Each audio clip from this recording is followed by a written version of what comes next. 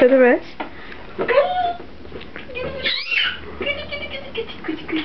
نگاه کن چه قشنگی دست رو بهش ترس نداره.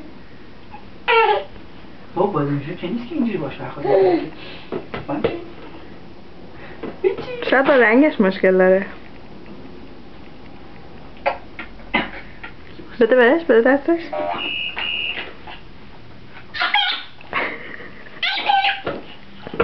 مامی از توپ نترس.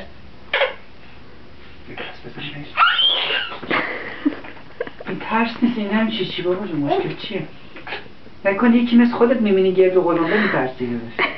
دستی که دیگه بردی مثل خودت گرد و غلامبه. اوه این چیزی نخنده بچم.